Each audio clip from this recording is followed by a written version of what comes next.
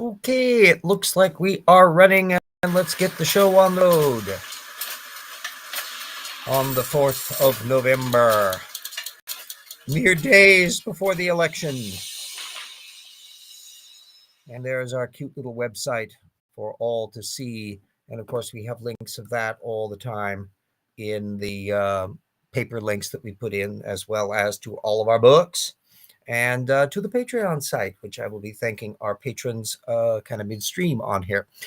As you all know, source by source, item by item, page by page, we are going through the sources in Titans, the creationist book on dinosaurs, which, just to remind people who may be coming in partway through, that our authors neglect to make a bibliography, which means it's extremely difficult to find out what sources have been cited unless you have a master listing, even though they have sources at the end of each chapter.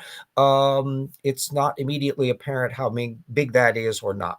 Well, they're still running about a source and a half per page. It's not exactly a mind-boggling reference field. Most of their sources, the biggest blob, are creationist material. They have more creationist sources being recycled than technical science papers. So that's giving you an idea about how merely it's a repackaging largely of Creation Ministries International, which is the publishers of the book. Anyhow, here we are slogging along through the remaining taxa in those ornithopods. Oh, hello, Ian. How? Yes, I am slogging along here. Absolutely delightful. In just a few days, I'm going to be flying down to Shreveport to go to Jackson Wheat, co-author Jackson Wheat's wedding. And then I will be back here, presumably in time to deliver the next episode of the show from my niece's place in Seattle. So all of that is winging it. Anyway, as mentioned, when we hit that this particular chapter, quite a few of the smaller taxa in the family groupings that ought to be listed as kinds in that whole ornithopod bunch aren't even in the Sarfati Tay books. One of the taxa they do kind of sort of bump into, smaller bunch, is Leallynasaura, which is from the Antarctic in particular. And there's only 4 papers that they offer on this one, 4 citations, and only one of them is a technical paper, Agnolan et al. 2010, which we'll be putting a listing on there. But it's not about the paleobiogeography of them. They're just putting it in as a peripheral note on whether or not it was a juvenile or not. Had kind of indication that it had big optic lobes, and there were some paleontologists that were considering that it was a possibility that that was an indication of it having excellent adaptation for low light, which would be the case in the Arctic Circle. But it's also possible that it was just because they were juveniles. Perfectly fine little technical argument. However, that's about as far as I think they got. And it's interesting that that Agnolan paper and the very point about whether or not it's a juvenile or not is from the Wikipedia entry, which cites it. So it's very possible that when they were compiling their book, that's all they were dealing with was the Wikipedia argument. Now, nothing against Wikipedia. I use Wikipedia myself. Oh, yes, if we didn't have voting, by all means do that. In Washington State, we're like Utah and quite a few other states, we've got all, we've got all mailbox drop-in voting. You can either put it in the through the mail system, or we have drop boxes. And I have never used the conventional mail-in thing. I dropped them off at the little drop box up at Shadle Park, just within a little walking stroll. I did this a couple weeks ago. No fuss, no muss. You know, we don't have any difficulties. You know, everybody should be doing it this way. And it's going to be really exciting. I'm, shall we say, cautiously optimistic that the results this Tuesday will not be pleasing to Mr. Trump. And we will find out whether it's also not particularly pleasing to Speaker of the House, Mike Johnson, and not particularly pleasing to the Republicans in the Senate. But we will be seeing all of that in due course. I suspect, can I vote from Australia? Cross fingers. Yeah. I'll put a little plug in about the current state of things. First of all, the vibe of the Harris campaign is immensely strong. It reminds an awful lot of people of the 2008 Obama thing, which was a monstrously large vote. And Florida went for Obama. There's a whole bunch of things like that. So there's a certain vibe that suggests that that's the case. And plus, you've got a slew of issues that the Republicans, a particular rage over the Dobbs position. And I did some analysis of the 10% issue. If 10, it can be as high as 15 or 20% in some states of Trump voters Republicans didn't vote for Trump during the primaries. And a lot of them are still not particularly thrilled with Trump, and some have been dropping off even as the thing goes by. So if you have like a 10% rule, how many states that went for Trump in 2020 had a margin of error or a margin of victory that was small enough that if 10% of the Trump voters aren't voting for him this time, they've lost the state? Well, it turns out Florida falls in that category. Ohio, Vance's state, falls in that category. Iowa falls in that category. And Texas falls in that category. These are not typically states that they all were won by Trump in the previous iteration. Some variables to point out: there was just a brand new poll, the final nearly election poll of the Oracle of Iowa. The lady has been studying Iowa in meticulous detail because she lives there, and she's gotten virtually every election for the last decade or so dead on target. And they've just picked up a substantial increase of support for Harris in Iowa. So it wouldn't be at all impossible that Iowa may flip blue this time. It's a relatively minor number of electoral votes in that little state. Ohio, Harris seems to be up over Trump in Ohio, which is Vance's home state. If he loses that, that's telling you something. Texas would be a shocker if it went that way. I'm hoping that it does. I'm hoping that Ted Cruz loses in the Senate, and there's a whole bunch of other side issues about the Senate campaigns that could be interesting. Florida will be the one that will be able to spot the earliest, because Florida, for all of its ups and downs, actually can count its votes quite quickly. And so and it's run by Republicans. So if Harris wins Florida, they're not going to be able to say that the Republicans are cheating because it's Ron DeSantis' state. But the reason why it's not impossible to imagine Florida flipping, in addition to all the Dobbs issues with women, but if you remember the Haitians eating pets episode that Vance and Trump were pushing and how outraged there are, guess how many Haitian community live in Florida? 400,000. Regarding garbage Puerto Rico, guess how many Puerto Rican voters there are in Florida? 600,000. So adding up those two, you got 1 million. Guess how much Trump won the state by in 2020? 380,000. So it's entirely possible that Florida could flip blue, and if so, we'll know it fairly early. And if that level of blue wave is applying to Florida, yeah, maybe surprises will be coming in some of these other flip states as well. In addition to which, if they can take the Harris can take the blue wall states, Pennsylvania, and all of that, then it seems not at all implausible that they will get 270 electoral votes and substantially more. Plus, I want to see what the total vote is to see whether or not Trump manages not to get as many votes as he did in 2020, which was 75. If you have a 10% fade of his voter, he would be getting maybe 67, 68 million. Something of that, which is slightly higher than what he got in 2016.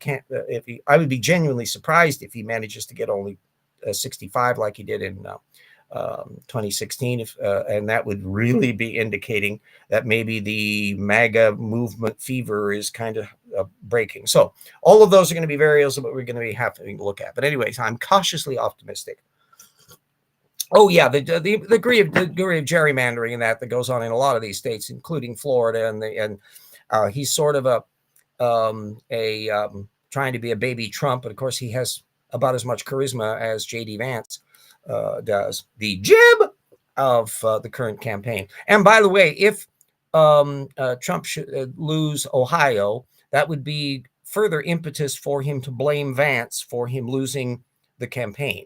and will, in his deteriorating brain, as he announces that he won anyway, but that the reason why he didn't win is because of Vance, even though those are mutually contradictory positions, that would mean he would probably be vindictive enough that even from a prison cell in 2028, he would be trying to undermine Vance's reelection campaign.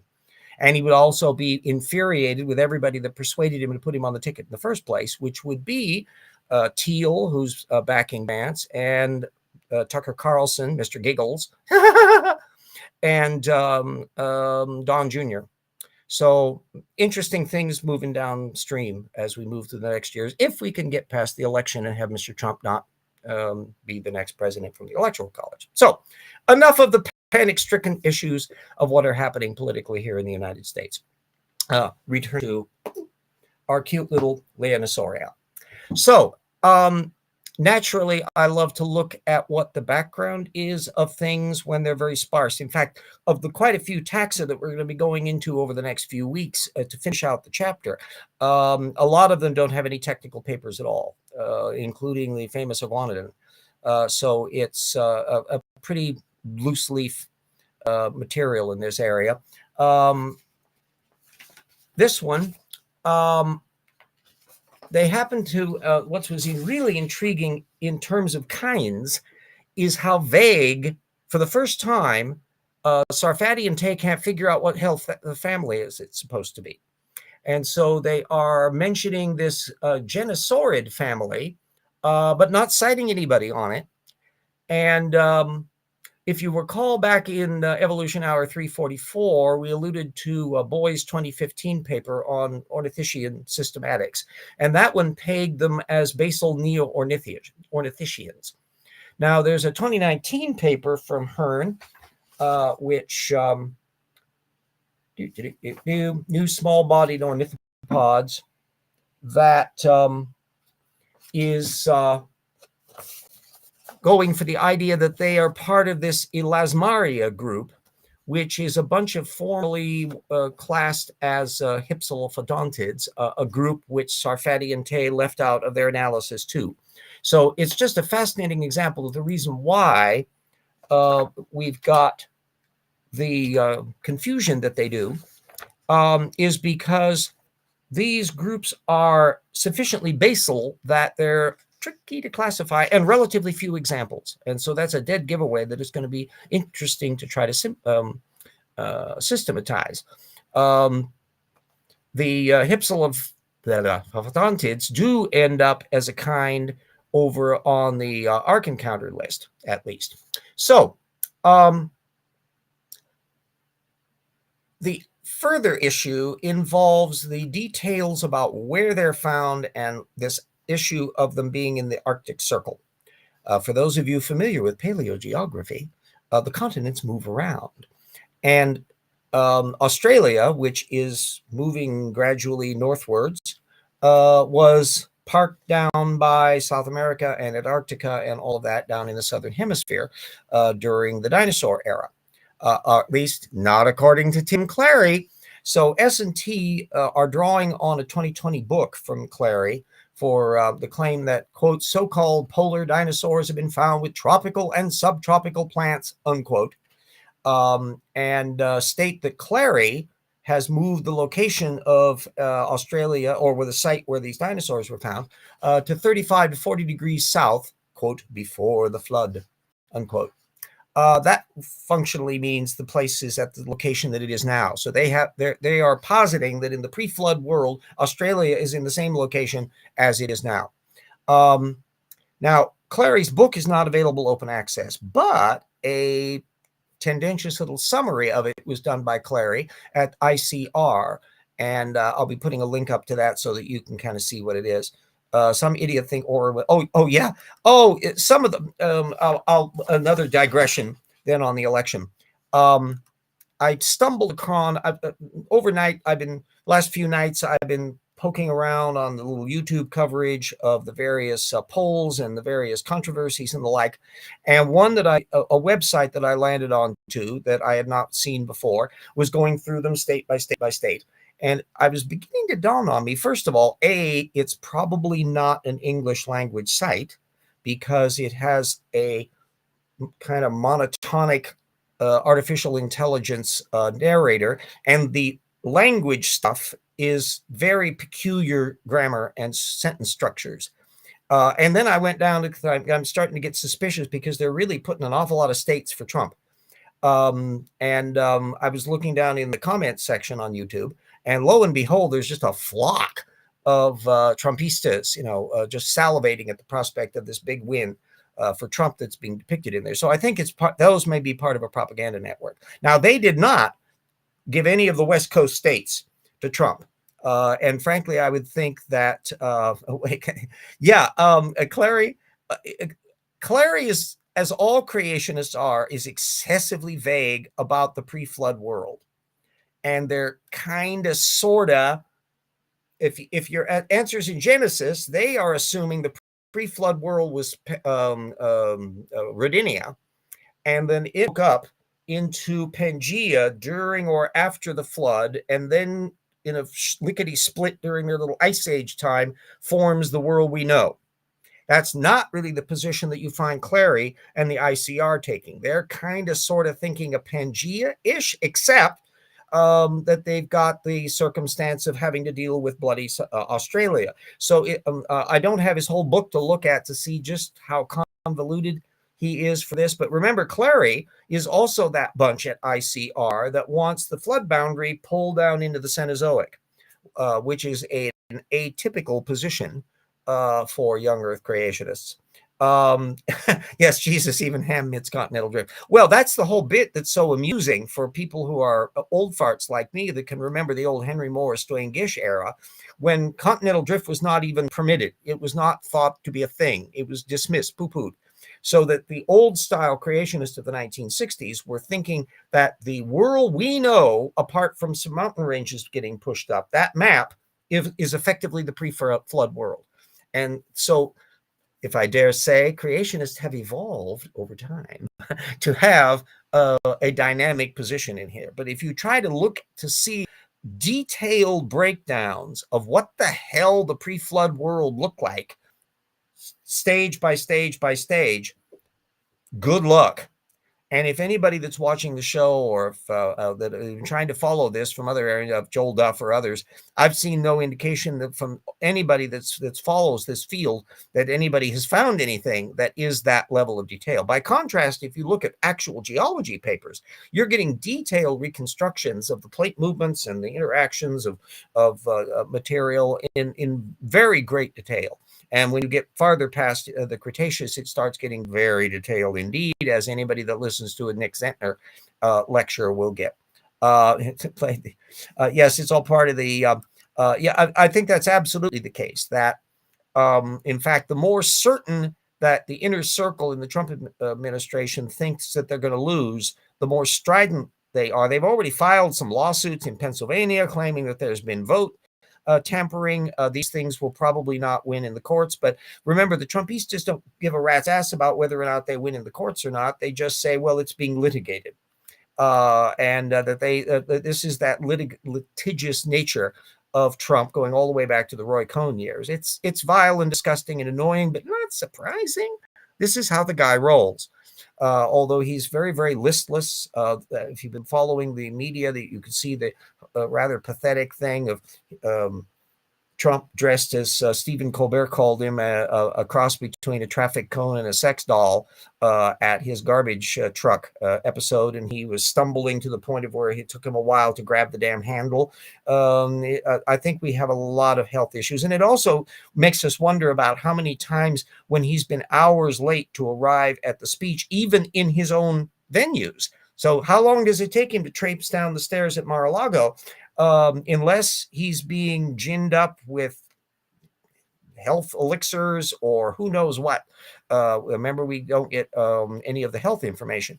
That health information stuff may ultimately come out, and from an ironic direction, because it is not utterly improbable to imagine that if he doesn't win the presidency and finances continue to become dicier and dicier as he no longer has cash flow from the grift, and he eventually can't suck up more material from the GOP coffers, that the kids, Don and Eric and others, will try to have him declared senile so that they can get onto his money while he still has some, exactly as Donald did with his father, Frank, when he went dementia back in the 70s and 80s. So we'll see what's going on. It's going to be an interesting few years.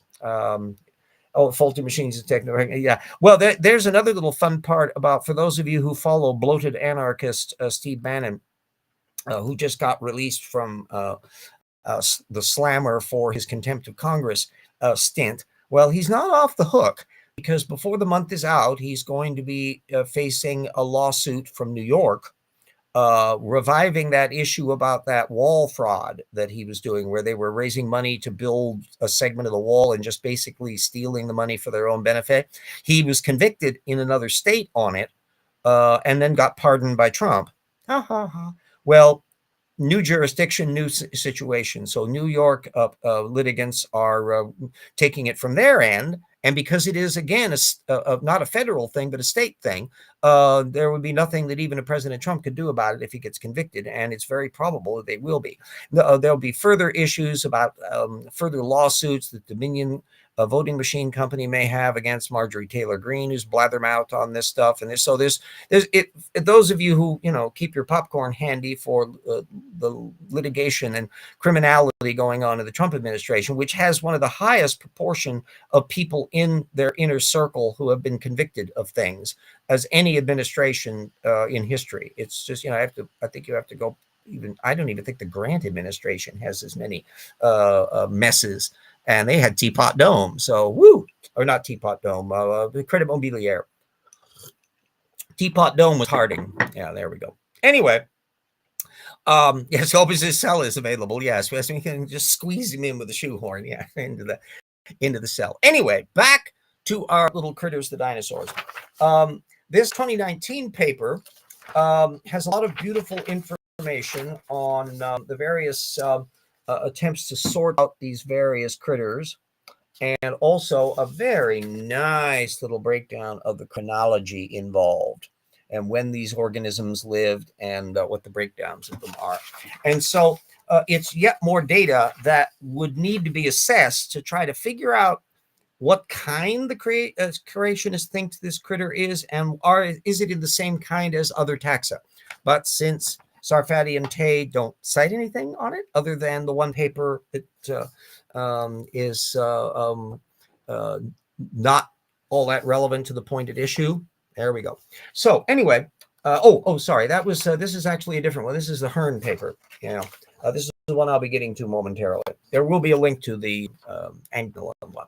Hearn 2029 is the one on the elasmaria. So the Clary piece, as it happens, this Hearn 2018 paper, this is the one that alludes to the geography and paleoflora of the place, this dinosaur cove. And so it's going into the amount of material involved. It's actually a remarkably small horizon that this thing is. It's not a huge amount of space. It's not a huge volume. It's sprawled out over hundreds of feet and a relatively thin layer of material. So it's not exactly fitting in with the big slosh. Said telomeres shorten and they shut up. Yeah. Yeah. Although if you're a bat, there's some interesting, there's a species of bat, and I can't remember it right off bat, that has mutated a form of telomeres that repairs itself better than the crowd in other mammals. And so they have, at least for a bat, a remarkably long lifespan. I'm hoping that perhaps I have bat telomeres. We'll see what I can come up with. Anyway, this Hearn paper is a very nice analysis, and it also gives an illustration of the kind of paleo environment that was the case when that chunk of Australia was in the Arctic Circle. You'll notice it's not icy, but it's not exactly tropical either. There are ferns and all the rest, and so it would have been fun to have had access to the Clary book to kind of see what the hell he was claiming was the case in that area. It's very possible that they would be latching on to things that are in a systematic family that have a tropical distribution today, but not necessarily have always had that kind of a distribution, or maybe have distribution beyond the tropics. I don't know the details of what he might be trying to do because, of course, we don't have access to his stuff. And as far as I can see, Clary has not dribbled this material out in detail in any of the postings that are available at ICR. So if somebody has access to the original book or any of Clary's stuff where he's delved into Dinosaur Cove, let me know. I'd like to make a look on it. So we haven't even got to part 2 next. So as we're about halfway through the hour, let me go ahead and put our share screen to remind everyone of the wonderful people whose generosity and DC and care, including Ian Chen, who was in the field, and Pelagia and others. I couldn't do it without you kids. It makes a big difference every month to be able to have that. Our colleagues and researchers and assistant researchers and friends, and then all of our legacy patrons over the years. It makes a big difference here. And I'd love it to have the level of god-awful support that the Discovery Institute or Answers in Genesis have with their money bags. I think Ken Ham pulls down like $150,000 a year plus perks, and our little pal Steve Meyer over at the Discovery Institute pulls down about 150 grand, maybe more by now, I don't know. But the last time I saw some coverage of their tax returns and filings, it was at that level. I can tell you I am nowhere near that level. Woo! Yeah, Cedars, Zogblomby is... anyway, zombie cells that contribute to the end condition. Yeah. So part 2 relates to a follow-up on the ongoing Discovery Institute fracas with Dan Stern Cardinale. Back in June, a YouTube that Dan put up reported on the latest Discovery Institute response from Evolution News. I'll be putting a link to that up as well, to his queries on the functional junk DNA thing. And Dan can explain why their response missed the point, so just go to the video. But I was curious about the 5 technical papers that the Discovery Institute was throwing out as supposedly posing such a tremendous problem for the non-intelligent design model. Because if you dive into them, fortunately, all of them are open access. And if you dive into them and read them carefully, you can actually learn crap. Also that it's not really helping their case. So the first 2 are on species-specific Drosophila examples. Chang from 2019 and Kiriakou and Yoon from 2023. These actually were revealing how fruit flies are being studied because, unlike humans, their centromere sequences can vary really widely. And so it's relevant to try to figure out why that's the case and what effect this has on the organism. So they're really intriguing subject matter. Now, it turns out that one of the defining players here is the CENP-A histone, which was only discovered to be a thing in the 1980s and only recently explored at great length, and apparently not by any kibitzing anti-evolutionists. The histone turns out to be chaperoned and recycled by another little molecule, SPT, transcription elongation factor. Papers on that are co-authored by Yoon and Bobkoff 2020. I'm putting the link into that. And Sturpey and Yoon 2023, putting the link into that. Now, the Discovery Institute was claiming another paper on yeast from Wu in 2022 showed, quote, centromere identity is imposed top down, unquote. Though not exactly saying by what. Are they kind of sneaky Pete trying to imply that it is the designer? Well, turns out to be, spoiler, it's that CENP-A again, and it's related to its distance from the target spot. So that's the top-down connection. The paper, incidentally, had a commentary, Gavad in Black 2022, that's open access, which will explain why this is relevant and what all the skivvy is on it. Had a lot of sources on this one this week. Now, the jackpot concern the other 2 papers. Sanvel 2004, which is quite a ways back, and Baum 2006 on the yeast genus Candida. Even the title of the Sanyal paper alluded to it being pathogenic yeast, which means we are slam bang in the wonderful world of theodicy, or as I described it in my old version of the TIP project chapter, as the Titanic iceberg problem, which is this. Icebergs don't have any moral qualms about things. When the Titanic slams into the iceberg is not being malicious. The iceberg doesn't give a rat's ass about any of the people involved. It has no moral approbation about being rude enough to be in the way of the ocean liner. It's just being an iceberg. It's made of ice. Ice doesn't have any moral dimension. The Titanic, however, is a designed object.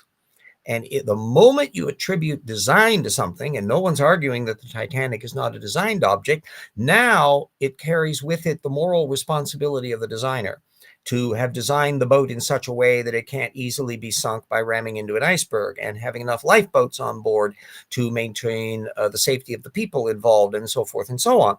So that iceberg Titanic dimension means that if you are going to imply that anything about the Candida yeast genus is designed, then its behavior and structure and implications are also a function of the design. And although a lot of the intelligent designers, like creationists, are certainly aware of the fact that there are diseases involved, by and large, the ideas are not as willing to jump off the gangplank with the catch-all, well, it's all due to Adam's sinning and the fall. That's our get off theodicy free card for the creator. Intelligent design people don't like to think that far into it. And so you'll be able to compare the implications of this to the Discovery Institute post. The particular yeast involved is a very common pathogen in human beings, and it can get very serious because it has, buckle your seatbelts, a 40% death rate. It's also an organism with a variant codon system, reading the CUG as serine instead of leucine. And a lot of the CUGs are excised from its genome. There's a paper from 1993 on that, Ohama 1993, and Butler 2009.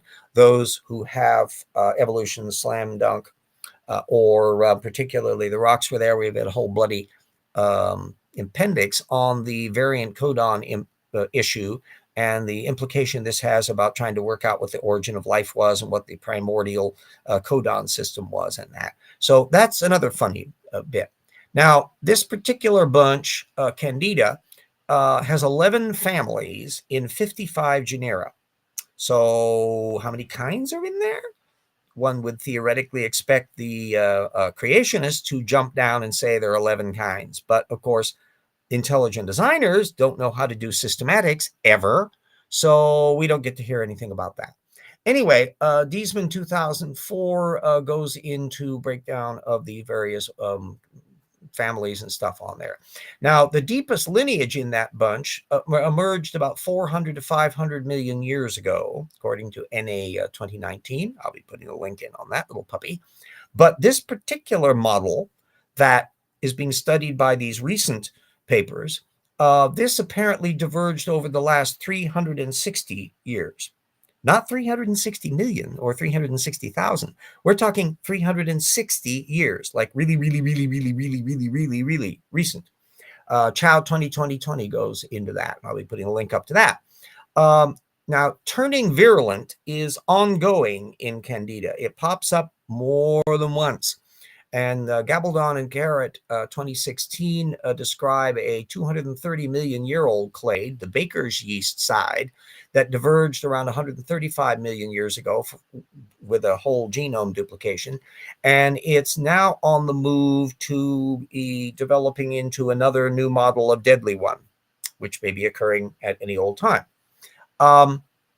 Now, furthermore, transposable elements are indeed showing up in the Candida case. There's a 2023 paper from Lalo and Ellison that I'll be putting a link up to that explore the processes of invasion and evasion that involved. Now, you can take all of that pile up of technical literature on the dynamics of those of the yeast organisms and the various other things that are devoted to the various papers, and by all means compare that to the little piece of fluff from the Discovery Institute, as well as then reading or listening to the summary criticisms that's coming from Dan Stern Cardinale in his video. I think it's yet another indication of why, give them all the time in the world in the Discovery Institute, ain't ever going to be making any scientific breakthroughs on any subject whatsoever. Oral and vaginal yeast infections, yes, indeed, there's yet more of the bits. When you look at the yeasts and their fungi and all the different sex forms, they got like 5 sexes, and they're just very complex things. We mammals, eukaryotes, are very boring by comparison, and yet the Republicans get all persnickety over trans. I mean, yipes! Imagine what they would have to do if they had to deal with yeast, or even within the vertebrates. You know, the sex changing fish that go through things. I mean, I don't think they think too much about that stuff. I suspect that the J.D. Vances of the world might be rather disconcerted if they started cracking open a science book and finding out what exactly goes on in nature between the bed sheets, to the extent that insects and these others are engaging in sheets. But remember, they do have the Donald Trump sex doll there in the garbage outfit to operate for them. We live in a strange little... This man is the nominee of a major political party and is running, at least according to the generic polls, neck and neck with Harris. This is a very strange world that we live in, and hopefully we can further undermine this credibility, because he's supposedly... There's been some rumors that he is saying that he won't be running for president in 2028 if he loses, and also whether that he and maybe some of his little acolytes might be leaving the country. I don't think he should be allowed to. I think they should revoke his passport, because I don't want him to be evading, especially the odds that he would be slipping to a country that doesn't have an extradition treaty. Anyway, all of that will be coming along. Vance isn't a stupid man. He's greedy for power. Yeah. Vance is calculating. He reminds me a bit of like Aaron Burr, if you recall Hamilton. Yes, how animals, yeah. How Aaron Burr had no political philosophy. He was just power hungry. And so in the 1800 election, when it was a choice between throwing electors to Jefferson, this is before they reformed the electoral system to the one that we have now, between the Democrat-Republican Jefferson and the Federalist Burr, Hamilton, who was a Federalist, said that Jefferson at least believes in something and Burr doesn't. And so he threw his votes to Jefferson. And that was part of the antipathy that eventually led to the duel that killed, where Burr shot Alexander Hamilton. And Lin-Miranda did a spiffy musical based on it, to the delight of all. And so Vance is a creepy fellow with a lot of creepy connections in his obsessions about childless cat ladies and all of that material, that psychologists are going to have a lot of fun, not only going through Donald Trump, but also Vance and the various other people circulating around in that network, as well as the money bags that link around. And I alluded to the Christian Nationalist Conference, that a criticism of Christian nationalists that was held in Spokane last weekend. And I've done a little post on a lot of the comment on that I'll be putting up at Spokane Faves. And when that hits the fan, I will be putting that up as a link in the next episode, or if it's occurring while I'm on the flight to the wedding, maybe the week after that. But we'll see what it is. Yes, I would also think, first of all, because he's much younger than Trump, that the odds that Trump might be 25th Amendment out of power while the term was still on and Vance becomes president, or at the very least, he would be running as successor in 2028. So I don't want this little schmuck to get anywhere near that level of power. And in fact, I want not only Trump to lose this time around, but I want Vance to lose if he runs for re-election in 2028. And I want his political career to be bloody well over. Anyway, and if Ohio turns quite against a lot of these things, that's entirely possible, because I could see vindictive Trump going after him to try to sabotage him if he has come to the conclusion that Vance is the reason why he was losing in 2024. So it's going to be an interesting little time. Trump's a tool and Vance is a tool user. Yeah, that's about it. So everybody in the United States who has not yet voted, be sure to make sure you vote. If you're in one of these stupid states that don't have easy peasy mail-in voting like we do in Washington, and you have to get into a bloody line, make sure that you have a plan to get there well in advance, and that you can make sure that you get your vote in without any difficulty. And also, if you have a way of tracking it, as we in Washington State have a website that you can determine that your vote was in fact collated and put into the system and counted, do so and verify all of that. Frankly, whether they're Republican or Democrat, the states have all been very good about making sure that they have election integrity. And it's only because you have nutballs like the people circulating around Trump and Trump himself, who are baselessly spreading the rumors that there's some problems with the electoral system in here. Why? Because he either wants to win the election and therefore there's nothing wrong with it, or if he loses, it's all got to be due to fraud. So why even have elections in a world with Trump if he automatically wins them? Well, it's because we're a democratic republic, and that's not nice behavior. Let us say fascist, if you want to say. It's certainly not stuff that is anything remotely like the historic Republican Party of Abraham Lincoln. And therefore, I don't even call them Republicans anymore. I call them Trumpistas, because I don't want to insult the memory of Lincoln or even Wendell Willkie or Nixon. Good gravy. It's even tarnishing the memory of Joe McCarthy, who was the associate of Roy Cohn, the lawyer for Donald Trump. So small world, isn't it?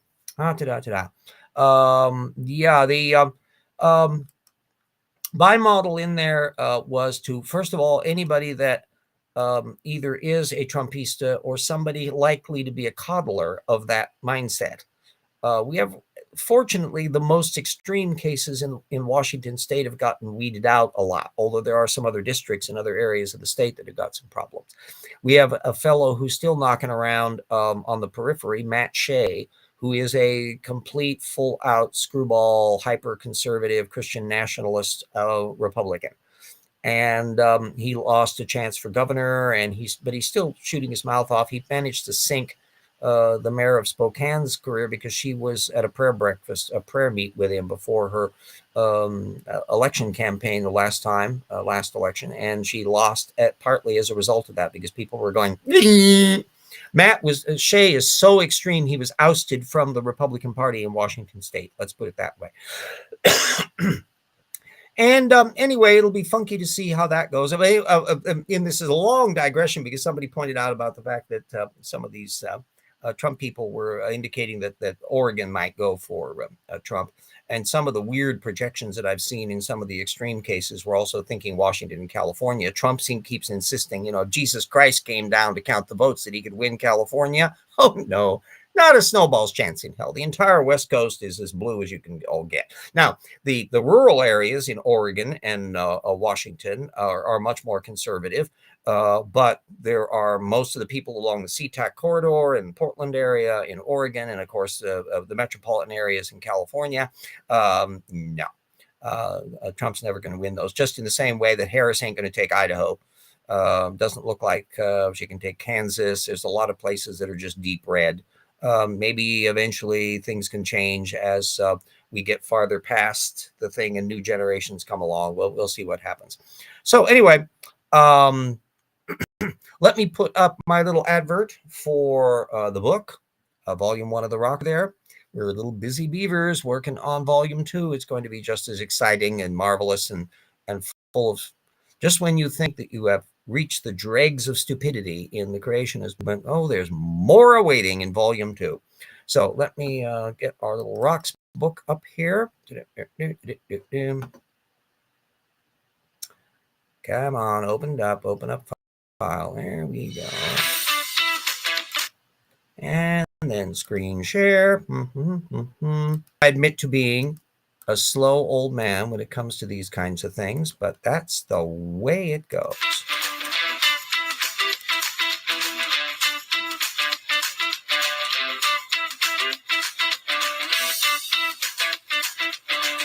Jackson and I are very proud of the book. It'll be neat to finally see him in person at his wedding. I can find out whether he's taller than I am. I suspect he is. And we wanted it to be a very powerful resource. I know Dan Sturden Cardinale loves it. And Vice Rhino and Dapper Dino. A lot of people in our little Science Friends network have our book. And we'll be getting volume 2. People who are flushed with scratch, who want to get a copy of it to donate to your local libraries, that's feasible to do. And that's another way to get the world going.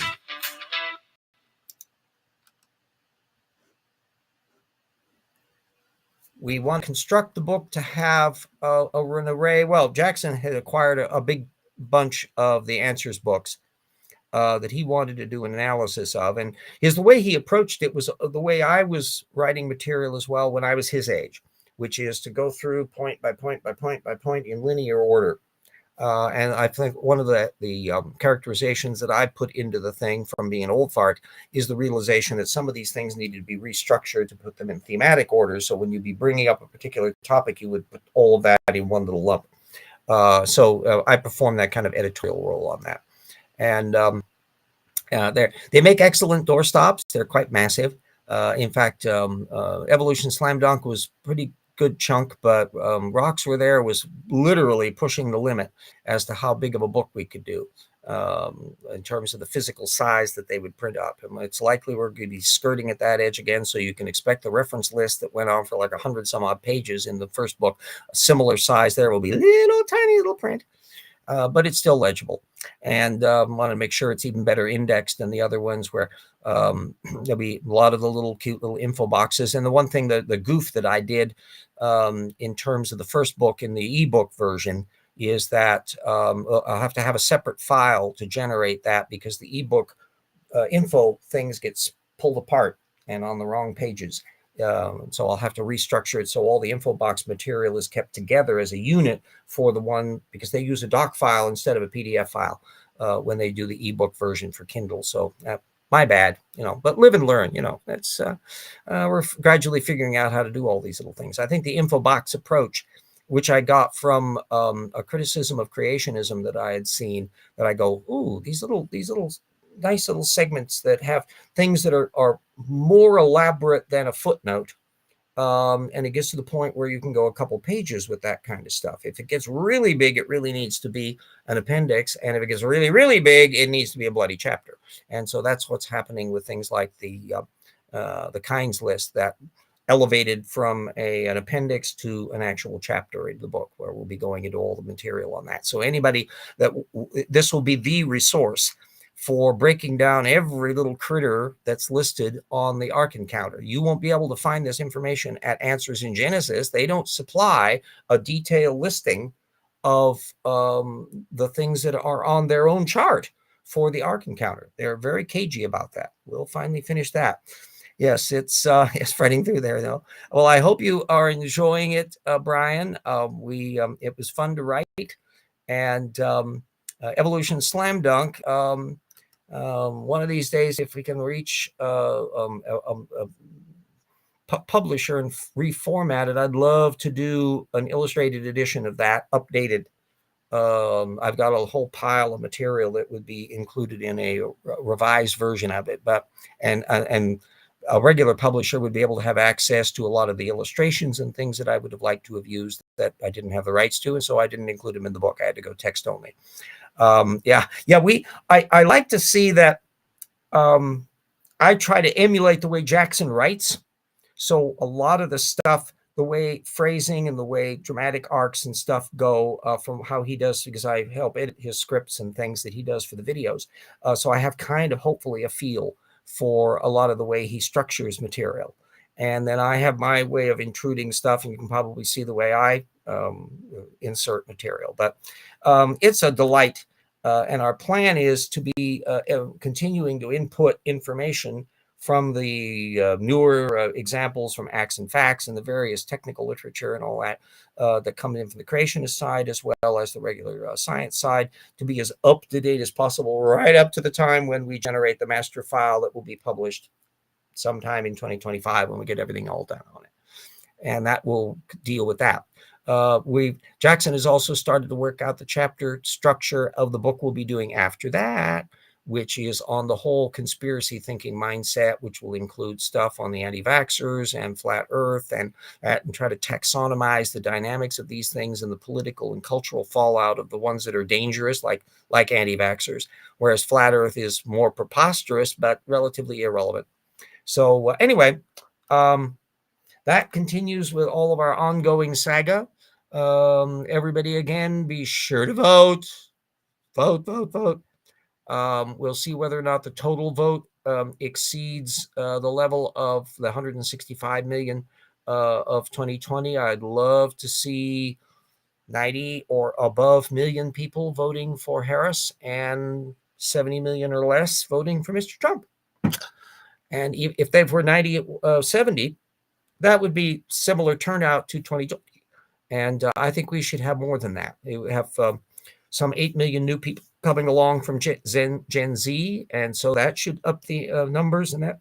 So it's going to be interesting to see just the numbers game in addition to how things are working out with the Electoral College and all that. Yes, Trump wants RFK Jr. as health minister. I mean, this is, let me see, how should we put this? Effing stupid. That he is somebody that is biased. If you just removed his crazy train views, his anti-vaxxer positions and the like, he's kind of a fairly conventional left-wing Democrat. But the idea that this guy would be put in charge of various health services, well, for that matter, Trump has been fielding notions that Elon Musk would be like the budget cutting czar in the new administration. And remember, they want through that Project 2025 to reclassify huge amounts of staff people in the government that are not political appointees and make them political appointees so they can be replaced with Trumpistas. And we saw how badly that worked in the 19th century before the elimination of the spoils system that came along as a result of Garfield's assassination back in the 1880s. Not that the Trumpistas are particularly good at that history thing. And speaking of Flurf, real nuclear physicists just dropped one on Mark S. Yeah. The flat earthers kind of poke around the periphery. If you look at it systematically, you've got the intelligent design nesting doll, the generic anti-evolutionist, and you spread outwards to the young earth creationists, and then you move outwards to the geocentrists. And of course, actually, these are smaller and smaller numbers each time, by the way. So you're imploding in terms of the demographic, but we're talking about the nested structure. The geocentrists, and then within that, you've got the flat earther types that are all heavily, I'm sure there are some non-biblical flat earthers, but the vast majority of them tend to be that, and they tend to be extreme, screwball, over the top, right wing, misogynistic, anti-Semitic. I mean, it's just fill in the blanks as to just how wacky that you have to be in order to be in that flat earth frame. Minus the ones that would be just in it for the money. They make videos, so they don't actually believe it directly. But they're tiny numbers. And once in a while, you find this kind of flirting around at the periphery. Sports figures and others may go into that area. But when you move down into the young earth creationist level, even at the geocentrist level, they're starting to have a certain amount of influence. The guy that wrote the 1999 Kansas Anti-Evolution Standards is okay with geocentrism. And Ellwanger, who did a lot of the equal time legislation back in the 1980s, is a Catholic geocentrist. And then you move up the frame into the kind of Ken Ham young earth creationism. Well, that includes Marjorie Taylor Greene and the Speaker of that House, Johnson. Yag, what could go wrong having somebody that thinks there were dinosaurs on Noah's Ark running a government? Heck. So anyway, if that is not all motivation, given all of the mess that's going on and all the reasons beyond the slobby character issues about Trump being a bully and a nincompoop and a nasty, smutty mouth, foul mouth clod.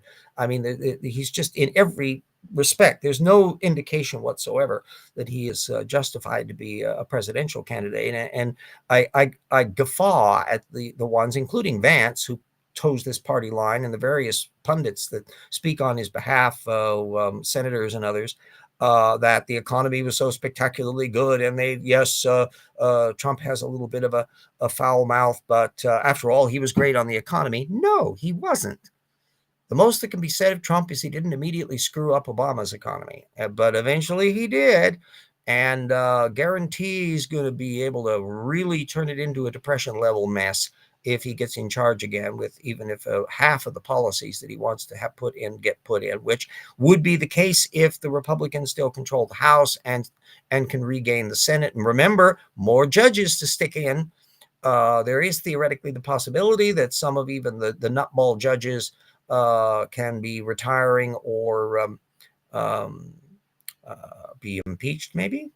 And need to be replaced. And so you've got a different dynamic going on if you have Democrats controlling the Senate and President Harris making the nominations. So it's vital when you see the mess that's been caused by that $500 million that Leonard Leo's Federalist Society spent in ramming these people onto the court to begin with. They've been at this very diligently for decades and were partially successful in the Bush years with the likes of Roberts, and then really kicked it into high gear with the people that were running on with the assistance of Mitch McConnell. So all of the history of yes, you see the Trump. Yes, he claims he was not doing that, but remember Trump, as his mental condition deteriorates, he's losing more and more of the kind of control filters that normal people have, and so it's just going to get increasingly deranged, and would be doing that if he becomes president. I think it would be less dangerous and more entertaining if we're seeing him doing that as not a president and see his empire fall apart. And there's so many opportunities for all of that. I kind of feel a tiny bit of sadness for the various people that have invested in a lot of his ventures, like the Truth Social and that if they put really a large amount of their money in it, they're going to have lost their shirts on these things as the stocks continue to plummet. So it's a mess. Anyway, so theoretically, hi, Psy. So theoretically, next week we should be in Seattle after the wedding part, and then we will be back in Spokane after that, circumstances permitting. Got to find out. It's looking good on the weather department for going over to the coast, because I'm flying out from Seattle. It's got easier flights than trying to come out of Spokane to get to Shreveport. So anyway, have fun, everybody. It's going to be fun. We're having some party over at my place to watch the election returns on Tuesday, and then I'm off for the adventures. So everybody, stay safe. Watch out for the wooden penguins, especially if they're wearing a MAGA hat. And we will see you all next